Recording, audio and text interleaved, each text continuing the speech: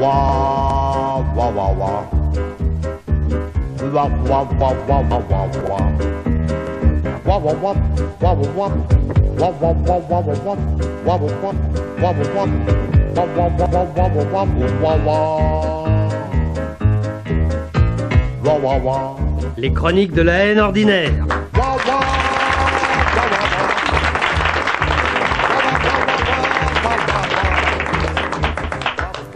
Il était temps que janvier fit place à février. Janvier est de très loin le mois le plus saumâtre, le plus grumeleux, le moins pétillant de l'année. Les plus sous-doués d'entre vous, chers auditeurs, auront remarqué que janvier débute premier. Je veux dire que c'est pas moi qui ai commencé. Et qu'est-ce que le 1er janvier, sinon le jour honni entre tous, où des brassées d'imbéciles joviaux se jettent sur leur téléphone pour vous rappeler l'inexorable progression de votre compte à rebours avant le départ vers le Père-Lachaise. Dieu merci, il n'y a pas de quoi, messi. Cet hiver, afin de m'épargner au maximum les assauts grotesques de ces enthousiasmes hypocrites, j'ai modifié légèrement le message de mon répondeur téléphonique. Au lieu de « Bonjour à tous », j'ai mis « Bonne année mon cul ». C'est net, c'est sobre, et ça vole suffisamment bas pour que les grossiers trouvent ça vulgaire. Plus encore que les 45 précédents mois de janvier que j'ai eu le malheur de traverser par la faute de ma mère, celui-ci est à marquer d'une pierre noire. Je n'en retiendrai pour ma part que les glauques et mornes soubresauts de l'actualité dont il fut parsemé. Rappelez-vous, c'est un avocat trop mûr qui tombe, sa veuve qui descend de son petit cheval pour monter sur ses grands chevaux, la concierge est dans l'escalier, Madame Villemain est dans l'impasse, tandis que de biture en biture, les graphologues de l'affaire, qui ne dessoulent plus, continuent à jouer à Pincemy et Grégory, sont dans un bateau.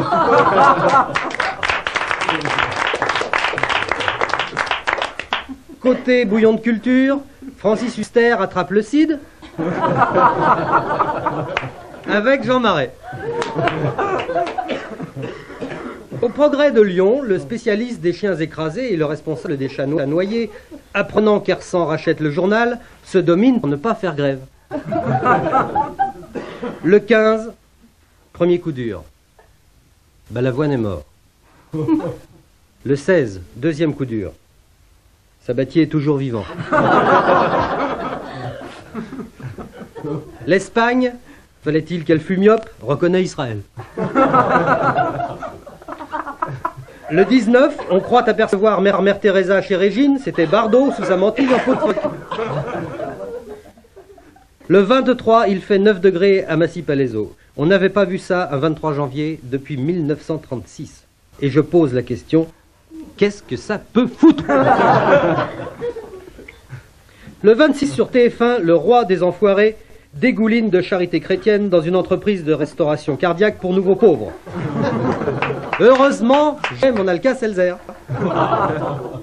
Le 27, l'un des 3 légionnaires assassins de Paris-Vintimille essaie timidement de se suicider dans sa cellule. Ses jours ne sont pas en danger. Je n'en dirai pas autant de ses nuits. Le 29, feu d'artifice tragique à Cap Kennedy. Bilan, 380 tonnes d'hydrogène et d'oxygène liquide bêtement gâchés. Et le soir du 31, comme tous les autres soirs, Joël Kaufmann embrasse ses 2 garçons et elle rentre dans sa chambre. Elle est toute seule. Elle ne dort pas très bien. Enfin, voici février, sec comme un coup de trique et glacé comme un marron, avec son mardi gras qui nous court sur la crêpe. C'est le mois de la Saint-Blaise qui rit dans son ascèse et de Sainte-Véronique qui pleure dans les tuniques. C'est aussi le temps du carême, où les maigres chrétiens d'Éthiopie peuvent enfin jeûner la tête haute pour la seule gloire de Dieu. Les statistiques sont irréfutables. C'est en février que les hommes s'entretuent le moins dans le monde. Moins de tueries guerrières, moins de rixes crapuleuses, moins d'agressions nocturnes dans les rues sombres du 18e arrondissement de Paris, où l'insécurité est telle habituellement que les Arabes n'osent même plus sortir tout seuls le soir.